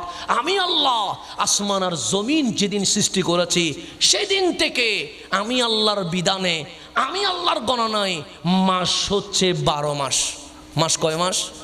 12 মাস। 12 মাস এগুলো বানাইছে কে? মুহররম বানাইছে কে? সফর বানাইছে কে? রবিউল আউয়াল বানাইছে কে? আল্লাহ বললে আমার গণনায়, আমার দৃষ্টিতে, আমার লিখনিতে যেদিন থেকে আসমান জমিন সৃষ্টি করছি সেখান থেকে এই কোন পর্যন্ত আল্লাহর গণনায় মাস হইতে কয়টা? 12টা। তাহলে মুহররম আগেও ছিল কি ছিল না? ছিল। সফর আগেও ছিল কি ছিল না? তো 12 মাস ছিল, কিন্তু কোত্থেকে শুরু হবে, কোত্থেকে শেষ হবে এটা ছিল না। এটা যিনি করেছেন ওনার নাম ফারুকে আজম, আর যারা রায় দিয়েছেন ওনাদের নাম উসমান ও জুন্নুরাইন মাওলা আলী। তারপর আল্লাহ বলছেন মিনহা আরবাআতুন হুরুম, তোর মধ্যে সবচেয়ে সম্মানিত মাস কয়টা? 4টা। এটা বসলে কে? আল্লাহ। তা আমার রসুল বলছেন, বুখারী শরীফের হাদিস, কামলিওয়ালা বলছেন ইন্না জামানা কাদ ইস্তাদারা কাহাইয়াতিহি ইয়াউমা খালাকাল্লাহুস সামাওয়াতি ওয়াল আরদ। যেদিন থেকে আসমান জমিন শুরু হয়েছে সেদিন থেকে আজ পর্যন্ত আমার আল্লাহ এই জামানাকে কয় মাসে ভাগ করেছেন? 12 মাসে ভাগ করেছেন। আসসানাতু ইসনা আশারা শাহরান, বছর হয় কয় মাসে? 12 মাসে। তাহলে মুহররম, সফর, রবিউল আউয়াল, রবিউস সানি, জামাদিউল আউয়াল, জামাদিউস সানি, রজব, শাবান, রমজান, শাওয়াল, জিলকদ, জিলহজ, কয় মাস হইল? 12 মাস। তাহলে বছর হয় কয় মাসে? 12 মাসে। আরবাআতুন হুরুম, তার মধ্যে 4 মাস হচ্ছে সম্মানিত মাস। ওই মাসগুলো কি? সালাসু মুতাওয়ালিয়াত, 3 মাস হচ্ছে ধারাবাহিক, জুলকাদা, জুলহজ, তারপর মুহররম, আরেকটার নাম হচ্ছে রজব। এখন 4 মাস কি সম্মানিত। এই মুহররম মাস এটা কি সম্মানিত। এরপর রাতের অন্ধকারে যেন মাপ চাইতে পারো, রাতের অন্ধকারে গুনাহ করলে দিনের আলোতে যেন মাপ চাইতে পারো। আল্লাহ বলে দিনকে আলোকিত করেছি, রাতকে কি করেছি? অন্ধকার করেছি। কেন? দিনে গুনাহ করলে রাতে যেন কান্নাকাটি করে মাফ চাইতে পারো, আর রাতের অন্ধকারেও যদি গুনাহ করো দিনে যেন তুমি কি করতে পারো? মাফ চাইতে পারো। ওয়ালিতা'লামু আদাদাস সিনিন ওয়াল হিসাব, যেন তোমরা বছর এবং গণনা সংখ্যা এগুলো যেন নির্ধারণ করতে পারো, সেই জন্য আমি দিনের পর রাতকে কি করেছি, সাজিয়ে দিয়েছি। 30 দিনে, 29 দিনে 1 মাস, 12 মাসে কয় বছর, 1 বছর।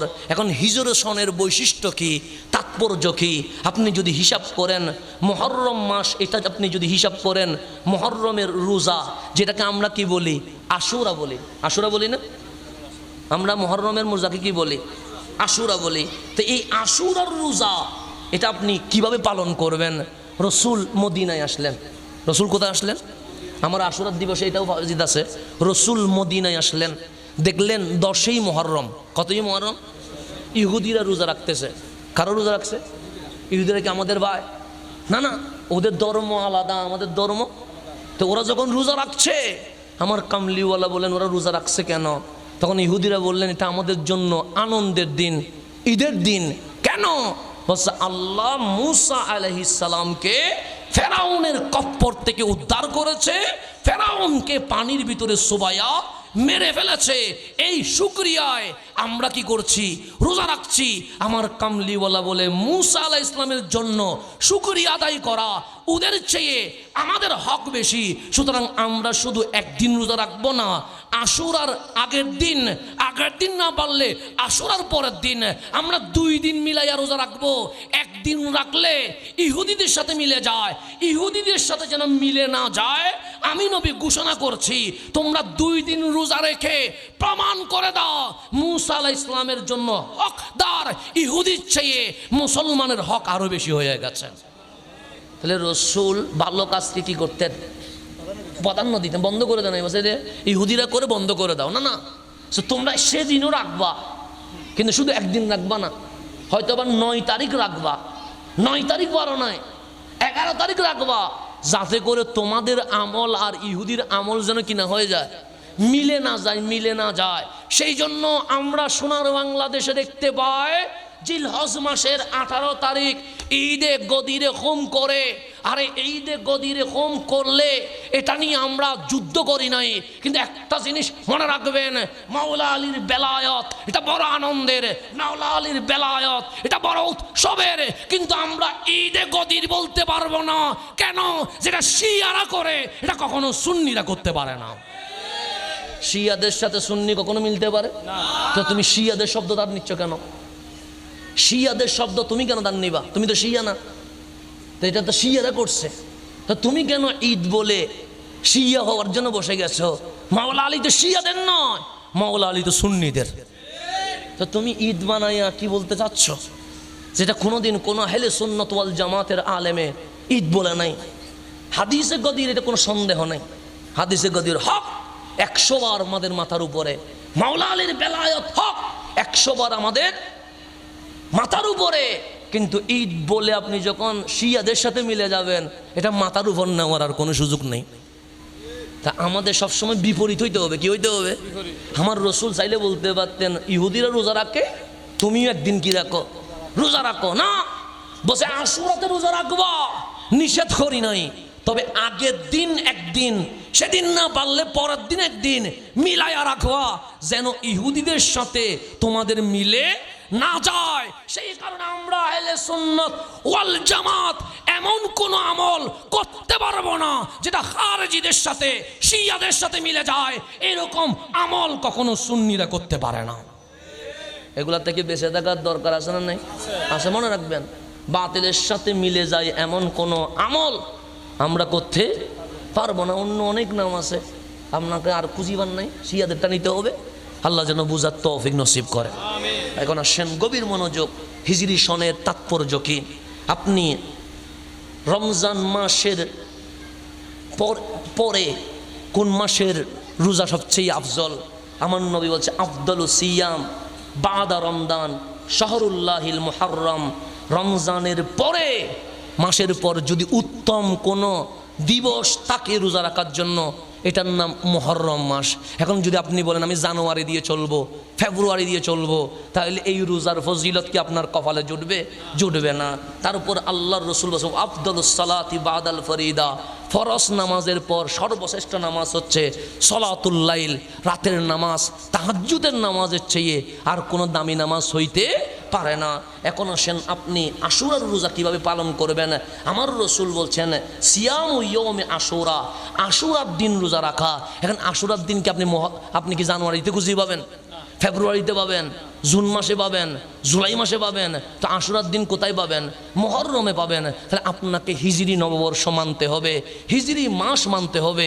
এর বাহিরে গেলে আপনি ইবাদত খুঁজে পাবেন না। আমার রাসূল সিয়ামু ইয়াউমি আশুরা ইন্নী আহতাসিবু আলাল্লাহ আন ইউকাফিরাস সানা আল্লাতী ক্বাবালা।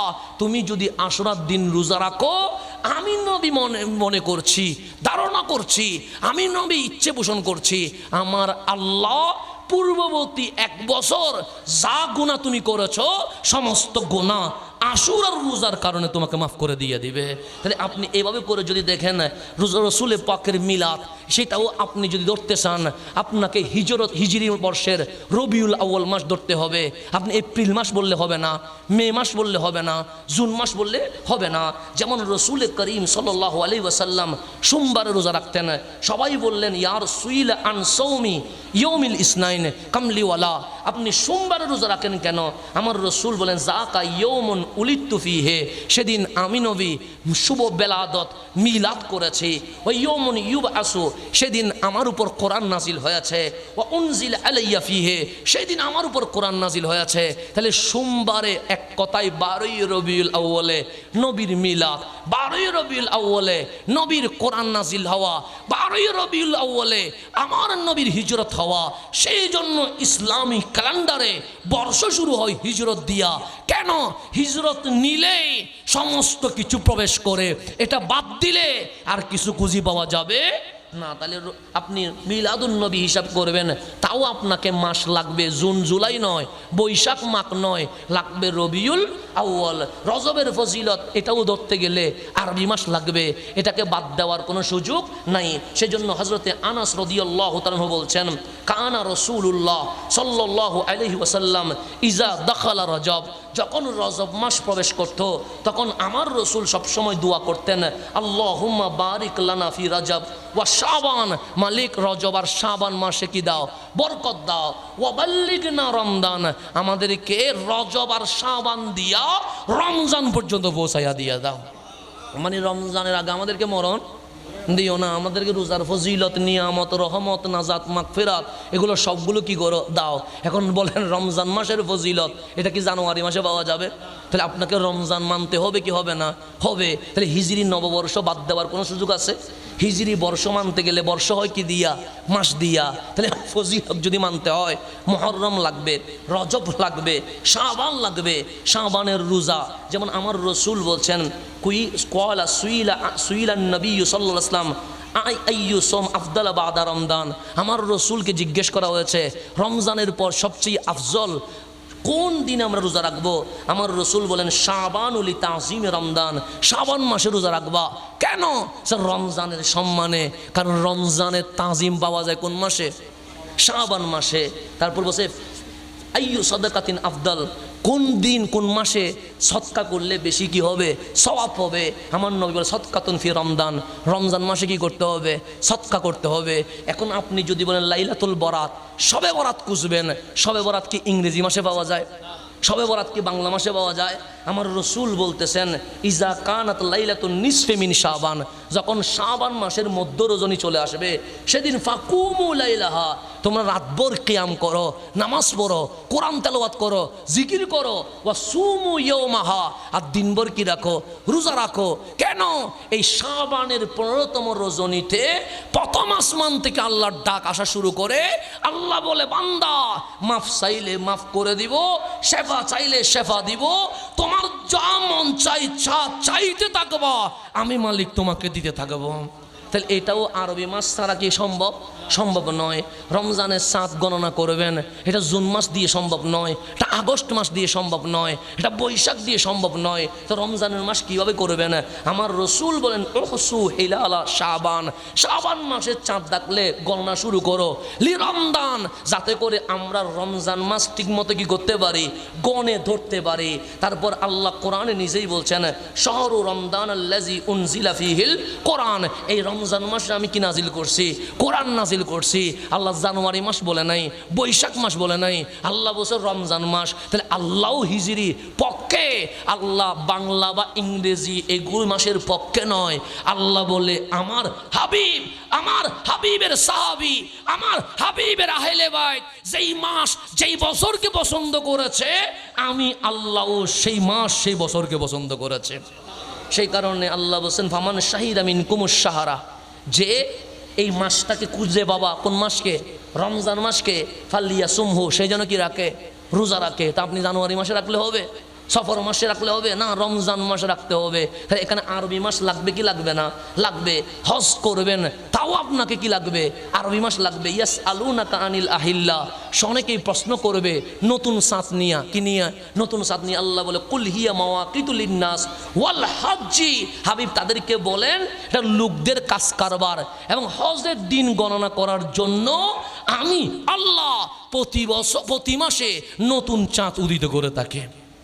তাহলে আপনাকে আরবি বছর লাগবে কি লাগবে না? এখন জিলহজ মাসে রোজা রাখবেন, তাও কোন মাসে? আরবি মাস। এখানে ইংরেজি বাংলা করার কোনো সুযোগ নাই। আল্লাহর হাবিব বলেন ইজা রাআইতুম হিলালা জিলহজ, যখন জিলহজ মাসের কি দেখবা? চাঁদ দেখবা। আরাদা আহাদুকুম আন ইউদহিয়া, তুমি যদি ইচ্ছে করো কি করবা? কুরবানি করবা।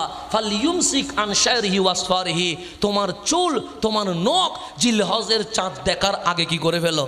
কেটে ফেলো। এরপরে আর কাটিও না। কি পর্যন্ত? কোরবানির দিন পর্যন্ত। তাহলে কোরবানির দিন পর্যন্ত কাটার কোনো সুযোগ নাই। এখন আরফাত দিনের ফজিলত, নিয়ামত, বরকত, এটা কি ইংরেজি মাস দিয়ে হবে? হবে না। বাংলা মাস দিয়ে হবে? হবে না। আমার রসুল বলছে সিয়াম ইয়মে আরাফা, আরফাত দিনে রোজা রাখলে কি হবে জানো? সে ইন্নি আহতাসিবু আলাল্লাহ আন ইউকাফিরাস সানা আল্লাতি কাবলা ওয়াল্লাতি বাদা, একদিন আরাফায় রোজা রাখার কারণে এক বছর আগে এক বছর পরে যতগুলো গুনাহ হবে আরফার রোজার ওসিলাই আল্লাহ সমস্ত গুনাহ মাফ করে দিয়ে দিবে। তাহলে এটা কোন মাস দিয়ে হবে? আরবি মাস দিয়ে হবে। সুতরাং হিজরত, হিজরি সাল, হিজরি মাস এগুলো বাদ দেওয়ার কোনো সুযোগ নাই। জাকাত হিসাব করবেন তাও আপনাকে কি লাগবে?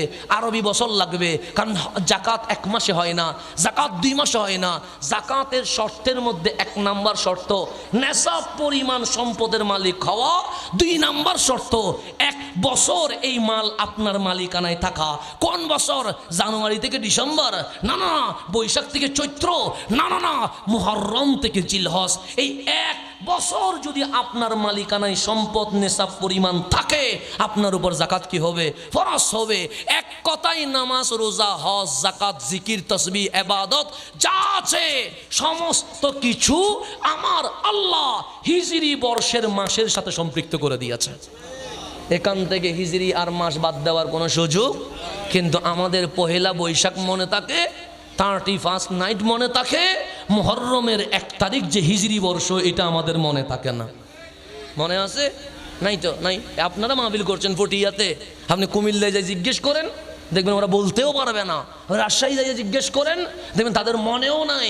আপনি বরিশাল গিয়ে জিজ্ঞেস করেন দেখবেন আজ যে হিজরি বর্ষের প্রথম দিবস, নাতে রসুল করে, কোরআন তালাওয়াত করে, দোয়া জিকির করে, মিলাদ কিয়াম করে এই নববর্ষ পালন করলে সওয়াব হইতো, এটা অনেক মুসলমানের জানা নাই। আজকে দক্ষিণ সানাহারা গাউসিয়া কমিটি বাংলাদেশকে আমি ধন্যবাদ জানাচ্ছি। কেন? অসুস্থ সংস্কৃতি আজ আমার ঘরে ঘরে মাদক ঢুকিয়ে দিয়েছে। ঢুকায় নাই? 31 নাইটের মাধ্যমে আমাদের ঘরের মেয়ের ইজ্জত লুণ্ঠন হয় নাই? হয়েছে তো।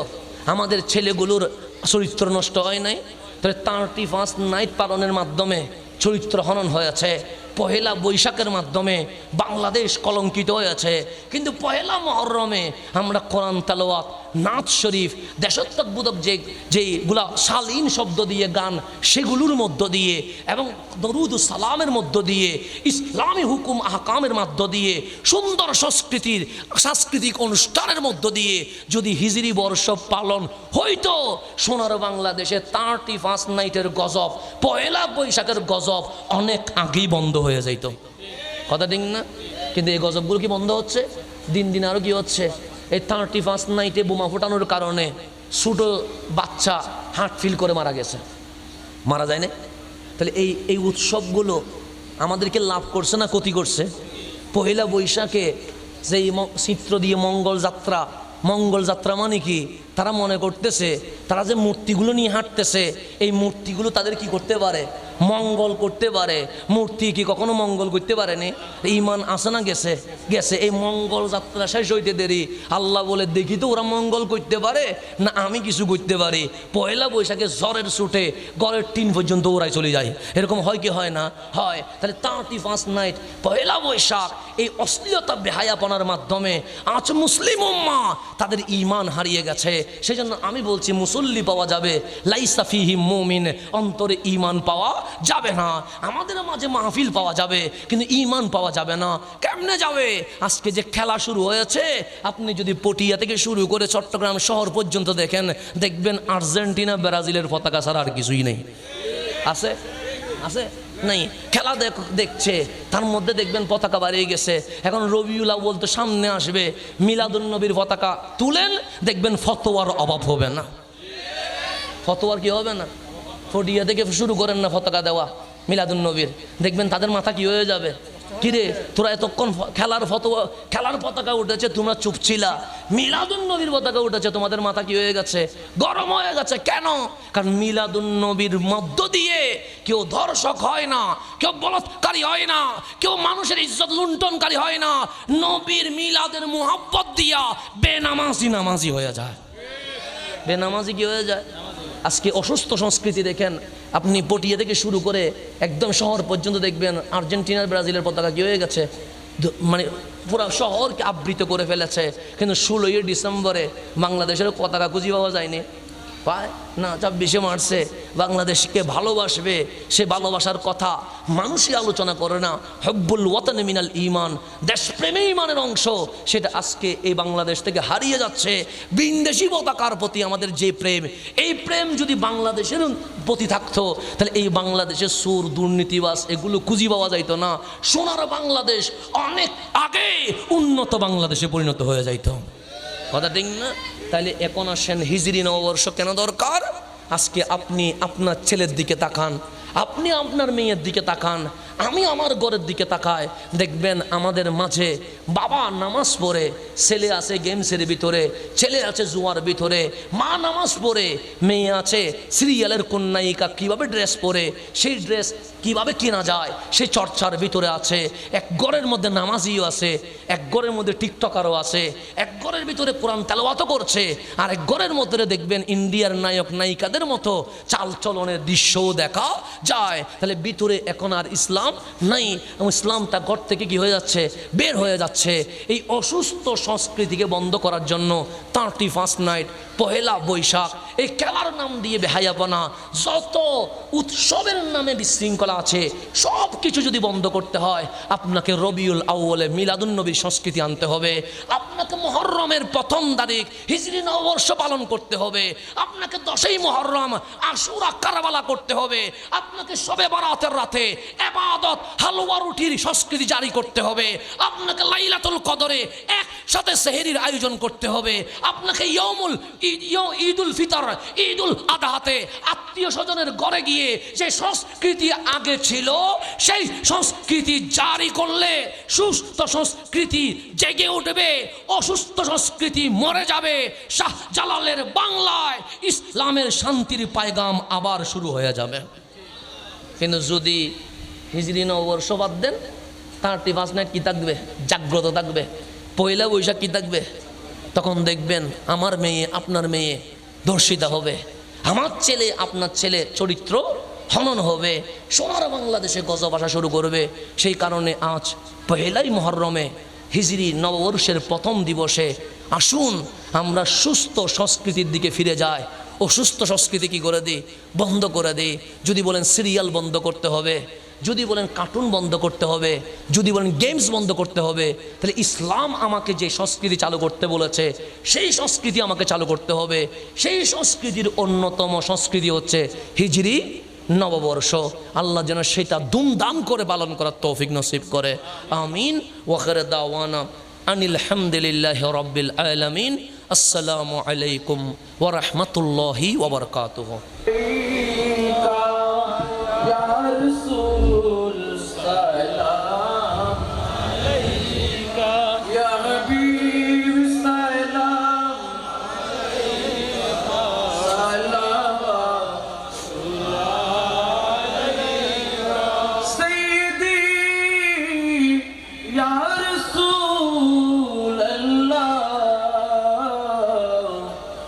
وسلم عليك يا حبيب الله اول آخر تمہیں ہو ظاہر باطن تمہیں ہو ساقی کوثر تمہیں ہو شافعی محشر تمہیں ہو یا نبی سلام یا رسول سلام یا حبیب سلام سیدی یا رسول اللہ آقا یا حبیب اللہ مدینار اولی گلی تے مان چائی شودو گری تے دیکھا دا نبجی شپانے اے یاروس اپنار چرانے یا نبی سلام یا رسول سلام یا حبیب سلام مگر سر کی نبوت پہ روشن درود گل بغیر سالت پہ لاکھوں سلام مصطفیٰ جان رحمت پہلا پر سلام شمع بج میں آیت پہلا پر سلام شمع بج میں غوث اعظم امام متقی والنقا غوث اعظم امام متقی والنقا جلوائے شان قدرت پہلا اور سلام مصطفیٰ جان رحمت اور سلام شمع بج میں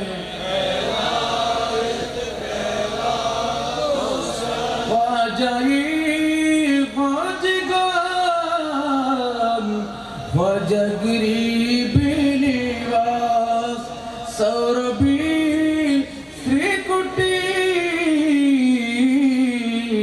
آقا طیب طاہر صابر شہرونوں کے اہل سنت پہلا پر سلام مصطفیٰ رحمت پہلا پر سلام شمع بج میں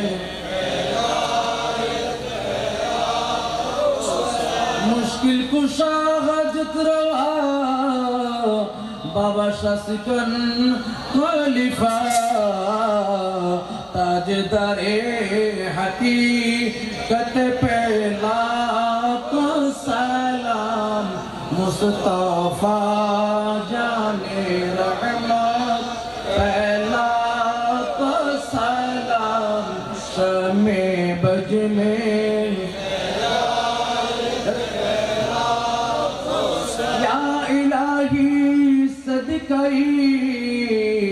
اہل بیت رسول ہے سلامی آج جانا ہو قبول مدینہ کی ساتھ ہزاروں سلام مدینہ सलाम मदीना के साथ दरूद सलाम मदीना के साथ बेहुद सलाम बलगल उला बिकमालिही कशरत तुजा बिजमालिही हसनत जमी बिसालिही सल्लु अलैहि व आलिहि तो उर्देदार সবাই খাতা জিকির করি লা ইলাহা ইল্লাল্লাহ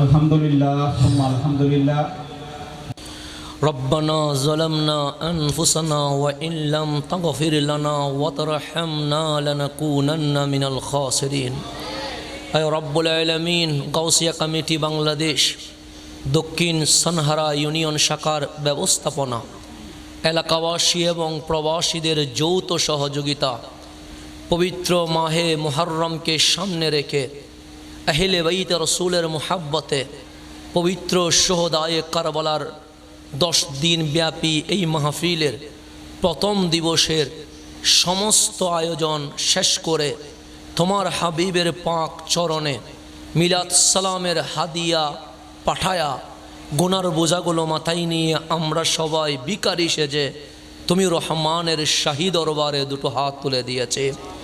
মালিক, আমাদের জীবনের গুনাহ মাফ করে দাও, আমাদের মা বাবার ভুলগুলো ক্ষমা করে দাও। অনেকেই আমার মতো মা হারায়া এতিম হয়ে গেছে, অনেকেই নিজের বাবাকে অন্ধকার কবরে রেখে দিয়েছে। মাবুদ, আমাদের মা বাবার দিক থেকে, শ্বশুর শাশুড়ির দিক থেকে, মা বাবা দাদা দাদি নানা নানি চাচা চাচি ফুফা ফুফো খালা খালো আত্মীয় স্বজন মহল্লাবাসী ভাই ব্রাদার বন্ধু বান্ধব এই দক্ষিণ সনহারায় যত মোমেনিন মোমেনাত মুসলিমিন মুসলিমাত মরহুমিন মরহুমাত, কেউ মসজিদের পাশে, কেউ পুকুর পাড়ে, কেউ রাস্তার ঘাটে, কেউ বনজঙ্গলে, যে যেখানে শুয়ে আছে মালিক প্রত্যেকের অন্ধকার কবরকে তুমি জান্নাতের বাগান বানায়া দাও। আর রব্বুল আলামিন, এখানে অনেকেই অসুস্থ হইয়া দুইটি হাত তুলেছেন, পর্দার ভিতরে অনেক মা বোন রোগী হয়ে আছেন, হসপিটাল মেডিকেলে অনেকেই চোখের পানি ছেড়ে দিয়েছেন। মাবুদ, আপনি শাফি, আপনি কাফি, আমাদের সকল অসুস্থ নর নারীকে আপনি পরিপূর্ণ সুস্থতার জিন্দেগি নসিব করেন। যারা বেকার আছে একটা ভালো কাজের ব্যবস্থা করে দেন, যারা মাওলার ঋণের বোঝা মাথায় নিয়েছে ঋণ মুক্ত করে দেন, যারা বিভিন্ন কাজে কর্মে শ্রমে পেশায় দিনমজুর যানবাহন গবাদি পশু লালন পালন কৃষিকামারি সহ সরকারি বেসরকারি যে যে কর্মে আছে প্রত্যেককে আপন কর্মে হালাল রিজিক দিয়ে ভরপুর করে দেন। যারা ব্যবসা বাণিজ্যে আছে দিন বদিন উন্নতি নসিব করেন। যারা বিদেশের মাটিতে প্রবাসী হয়ে আছে প্রত্যেক প্রবাসীকে আপনার আমানতে সালামতে হেফাজতে আপনি কবুল করে নেন। যারা স্কুল কলেজ ইউনিভার্সিটি মাদ্রাসা অধ্যয়নরত আছে, এসএসসি এবং দাখিল পরীক্ষা দিয়েছে, সামনে এইচএসসি এবং আলিম পরীক্ষা দিবে, মওলা সবাইকে আজিমুশান কামিয়াবি নসিব করো। আয় রব্বুল আলামিন, আমার পটিয়ার মানুষগুলো বড় মজলুম আল্লাহ, অনেককে ব্যাংকের চাকরি হারিয়েছে মালিক। আল্লাহ, এই মজলুমদের পক্ষ থেকে আমরা তোমার দরবারে হাত তুলেছি মালিক। তুমি জালেমের পক্ষে নয়, তুমি মজলুমের পক্ষে। আমার ভাই বোন যারা আল্লাহ ব্যাংকে চাকরি হারিয়েছে তাদেরকে উন্নত রিজিকের ব্যবস্থা করে দাও মালিক। আল্লাহ, জালেমদেরকে তুমি অপদস্থ করে দাও মালিক। রব্বুল আলামিন, আমার মা বোনদের ফরিয়াদকে তুমি কবুল করে নাও।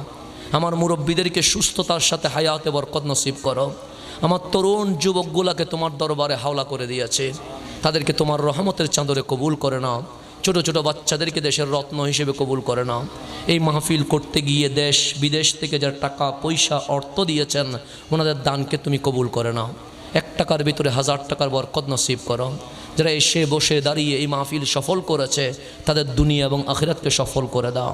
এই 10 দিন ব্যাপী আজিমুশান খেদমত করতে গিয়ে গাউসিয়া কমিটির ভাইয়েরা এবং তাদের সাথে যারা অক্লান্ত পরিশ্রম করছে তাদের খাটুনিকে তুমি কবুল করে নাও।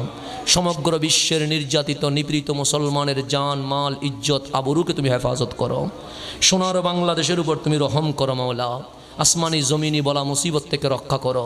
শাহজালাল শাহপরান 360 বারে উলিয়ার এই জমিনকে তুমি আহলে সুন্নাত ওয়াল জামাতের জমিন হিসেবে কবুল করে নাও। হাসবুনাল্লাহু ওয়া নি'মাল ওয়াকিল।